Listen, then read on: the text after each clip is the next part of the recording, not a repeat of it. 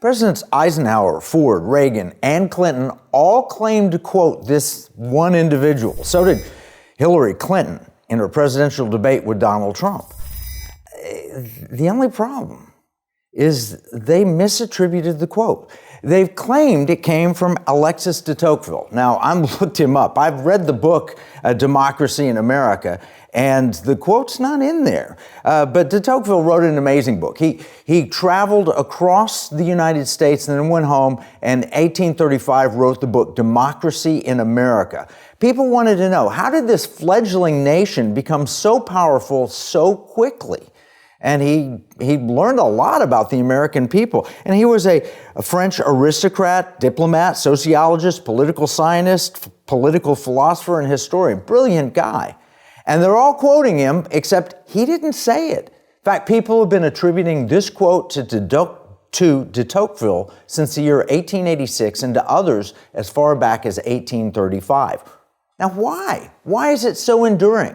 Well, let me read the quote to you, and I think you'll get an understanding. Quote says, "I sought for the greatness and genius of America in her commodious harbors and her ample rivers, and it was not there. In her fertile fields and boundless forests, and it was not there. In her rich mines and vast world commerce, and it was not there. In her democratic Congress and her matchless Constitution, and it was not there. Not until I went into the churches of America and heard the pulpits aflame with righteousness did I understand the secret of her genius and power. America is great because she is good, and if America ever ceases to be good, she will cease to be great." The appeal of this quote, which was not said by de Tocqueville, has the strong ring of truth. If America ever ceases to be good, she will cease to be great. Are we there now? Join me in the Economic War Room, where we will evaluate the state of America and what we must do to return America to greatness.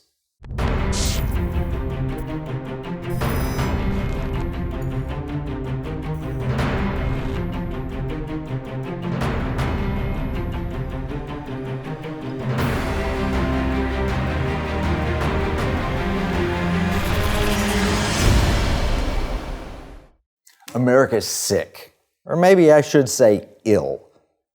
That's obvious to anyone paying attention. The question is why? After careful thought, I'm pretty sure the answer is money. Luke chapter 16, verse 11, Jesus said, "Therefore, if you can't be faithful with your unrighteous mammon, or money, who's ever going to trust you with true riches?" You know, the founders of this nation thought that liberty was worth sacrificing our lives, our fortunes, and our sacred honor.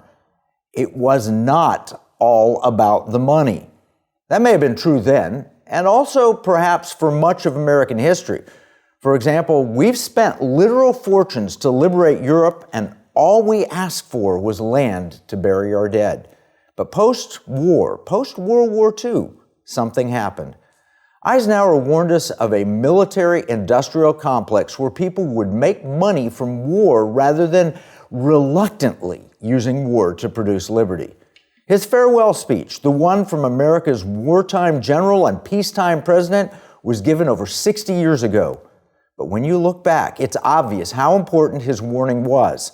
First, he warned of a scientific, technological elite funded with taxpayer money that would look down from on high and tell the little people how they should live. You know, it's all about the science. Then he warned of a military-industrial complex that would work hand in glove with the scientific, technological elite. They would be the enforcement mechanism, again with taxpayer money. They would have an insatiable appetite for more and more money. Would this mean more and more war? Let me quote a few passages from his speech. Remember, this was 1961. He said, "Today, the solitary inventor tinkering in his shop has been overshadowed by task force of scientists in laboratories and testing fields. In the same fashion, the free university, historically the fountainhead of free ideas and scientific discovery, has experienced a revolution in the conduct of research. Partly because of the huge costs involved, a government contract becomes virtually a substitute for intellectual curiosity. For every blackboard, There are now hundreds of new electronic computers. The prospect of domination of the nation's scholars by federal employment, project allocations, and the power of money is ever present and is gravely to be regarded. Yet, in holding scientific research and discovery in respect as we should, we must also be alert to the equal and opposite danger that public policy could itself become the captive of a scientific technological elite. Wow! No more intellectual curiosity. Research becomes about the money and the money alone. Is there a more apt description of today's failures? COVID policy, Anthony Fauci, Mr. Science himself, the failure of academic institutions. Again, quoting Eisenhower, our military organization today bears little relation to that known by any of my predecessors in peacetime, or indeed by the fighting men of World War II or Korea. Until the latest of our war conflicts, the United States had no armaments industry. American makers of plowshares could, with time and as required, make swords as well. But now we can no longer risk emergency improvisation of national defense. We've been compelled to create a permanent armaments industry of vast proportions. Added to this, 3.5 million men and women are directly engaged in the defense establishment.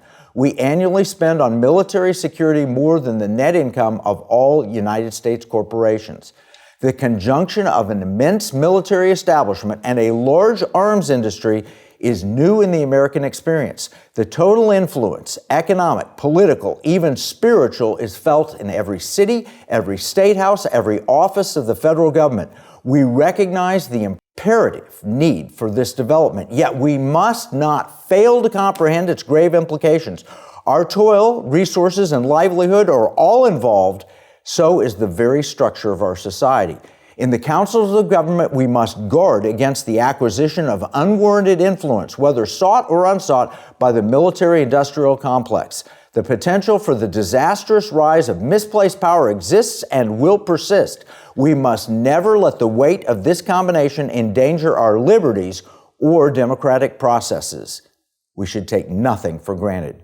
Only an alert and knowledgeable citizenry can compel the proper meshing of the huge industrial and military machinery of our defense with our powerful, peaceful methods and goals so that security and liberty may prosper together. That's a pretty heavy warning. We need to take a break. When we come back, we're going to dive into where we went wrong and how do we get it right. Eisenhower's warning is not alone. Others have warned similar things. It's time we paid attention, and it's time we acted on what we've been warned about. In uncertain times, finding stability in the economy can feel challenging. But what if you could navigate economic volatility while honoring your biblical values? At Timothy Plan, they believe this balance is possible. Timothy Plan filters its volatility-weighted ETFs and family of mutual funds through a biblical pro-life and pro-family lens, so you can see competitive returns and moral responsibility, helping you to weather the economic storms. With Timothy Plan, align your investments with your values while adapting to our ever-changing culture. Since 1994, Timothy Plan has been recognized leader in biblically responsible investing. Timothy Plan, your bridge between faith, finances, and the future. Visit timothyplan.com or call 1-800-TIM-PLAN or 1-800-846-7526. Investing includes risk, including possible loss of principal. Before investing, carefully consider a fund's investment objectives, risks, charges, and expenses contained in the prospectus available at timothyplan.com.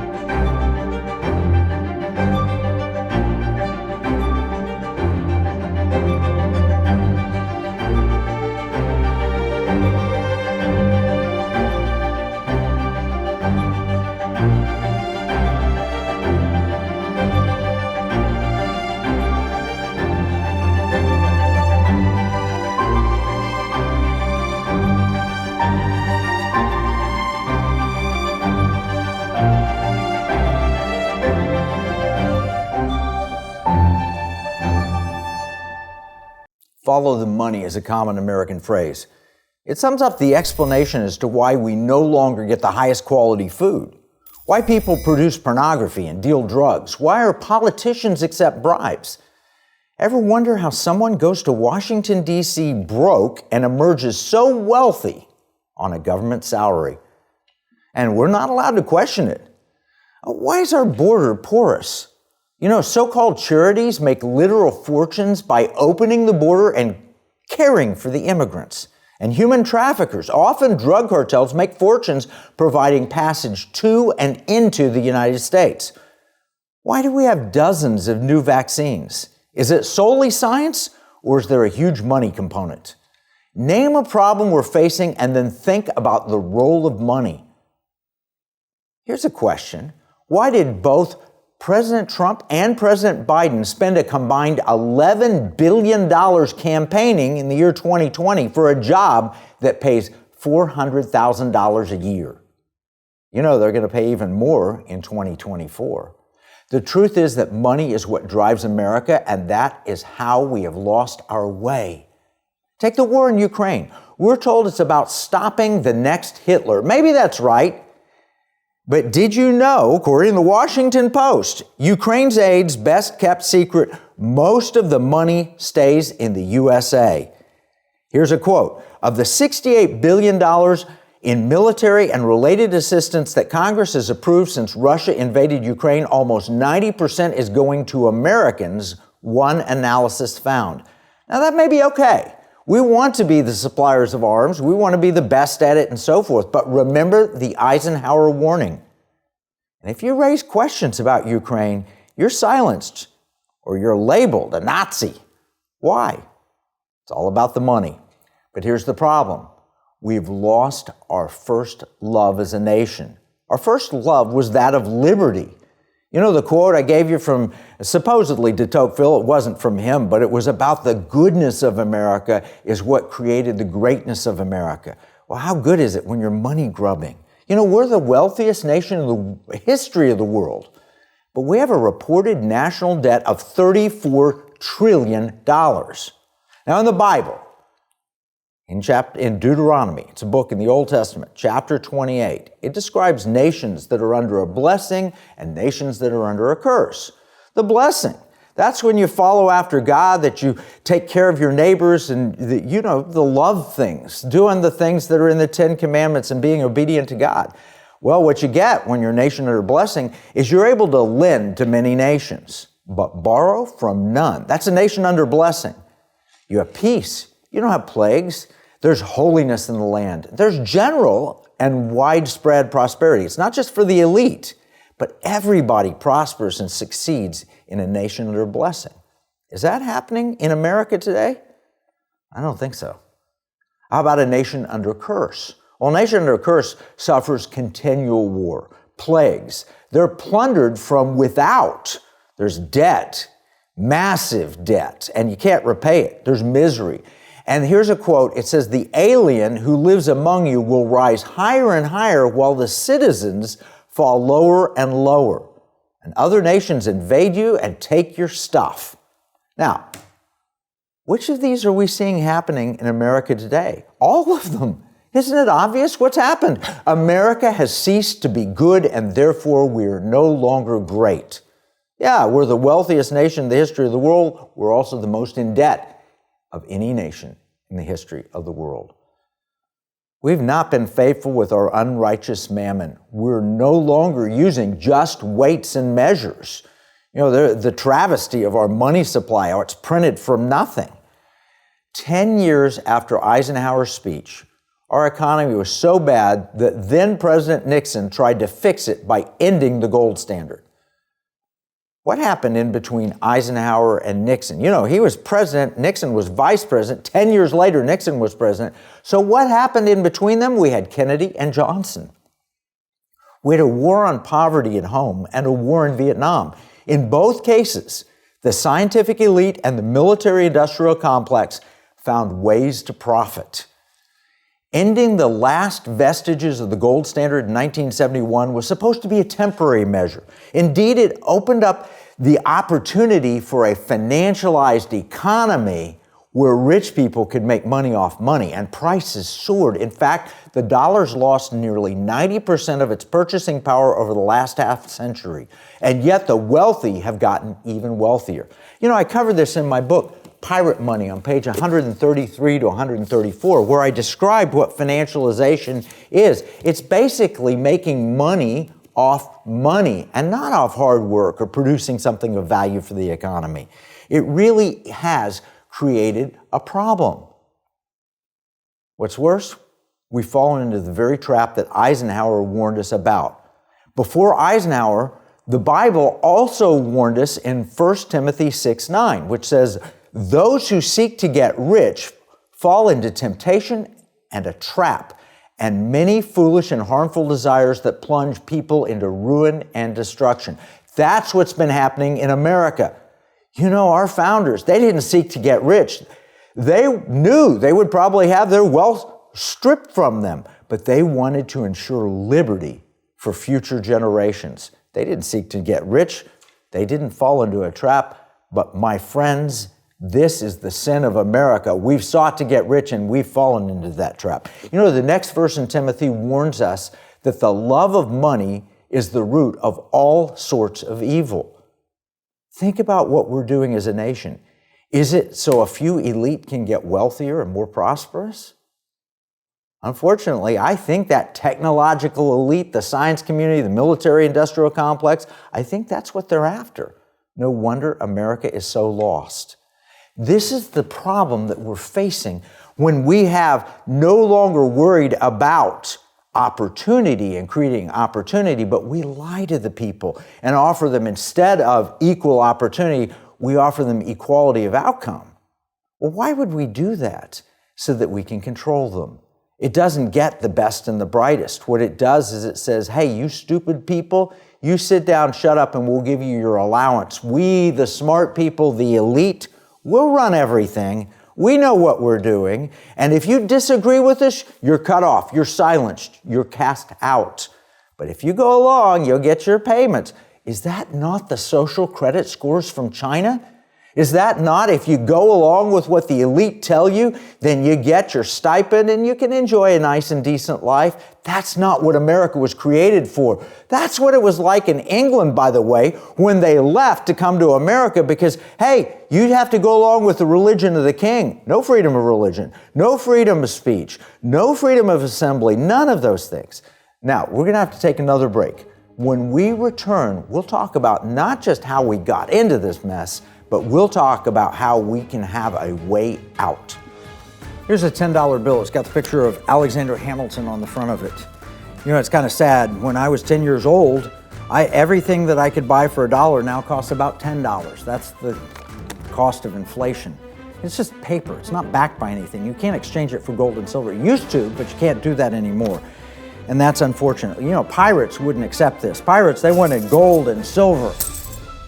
Patriots, the founders of this nation, also wanted gold and silver coin. In fact, they put a provision in the Constitution, 17 words, that said states could only make gold and silver coins tender within the states. That's why I wrote this new book, Pirate Money, Discovering the Founders' Hidden Plan for Economic Justice and Defeating the Great Reset. It will explain exactly the history of money and exactly why gold and silver coins can be made modern with new technology and a useful monetary system. PirateMoneyBook.com.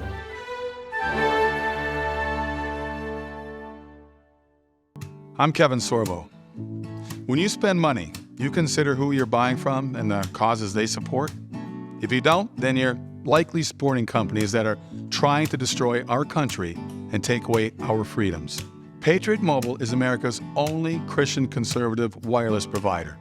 They're a cell phone company and a good one.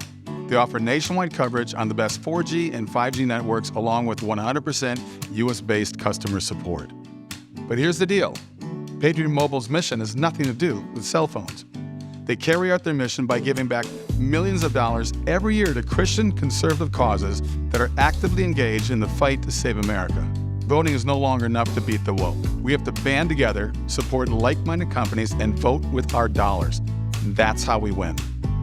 Stop supporting companies that want to destroy America and join Patriot Mobile today by visiting patriotmobile.com or call Patriot. Money is not God.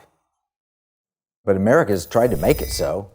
You know, President Eisenhower warned us, the book of Timothy warned us, those who seek to be rich fall into a trap. Well, in America, we used to seek to be a shining city on a hill, to bring liberty to the world and to our own people. But now it really is all about the money. America has ceased to be good, and therefore America has ceased to be great. So how do we fix it? First, I'm going to give you 4 steps. First, we've got to get rid of the arrogance. 1 Timothy 6, 17 through 19. It says, "Command those who are rich in this life not to be arrogant, nor to put their hope in uncertain wealth." Wait a minute. America, we're rich in this life, but we've been arrogant, and we have put our hope in uncertain wealth. It goes on and says, "But put your hope in God." Well, we've turned away from God. So often, too many places, and in fact, the churches have turned away from God and gone to money. Hey, we can't speak up for what God wants, for what the Bible says, because they might take away our tax-exempt status. Well, wow. Then it goes on and says, "Put your hope in God, who richly provides us with everything for our enjoyment. Tell them to use their money to do good. They should be rich in good works and generous to those in need, always being ready to share with others, thus storing up real treasure as a good foundation for the future, so that they may take hold of that which is truly life." So 1 Timothy 6, it's a warning to America, but it says, here's how you get out of it. You be generous, and you be good, and you always be ready to share with others, and you store up real treasure. Don't worry about the money as much as you worry about liberty and God's plan and God's purposes. We've flipped that. We've tried to cast God out. You know, we put "in God we trust" on the money, and yet we've put our trust in the money instead. Now, how do we eliminate the arrogance? First, we need to recognize that we just aren't that special because we have money. In fact, we need to start honoring people more for their character than for their wealth. I'm going to quote again from James 2, chapter 2, verses 2 through 4. It says, "Suppose a man comes into your meeting wearing a gold ring and fine clothes, and a poor man in filthy old clothes comes in.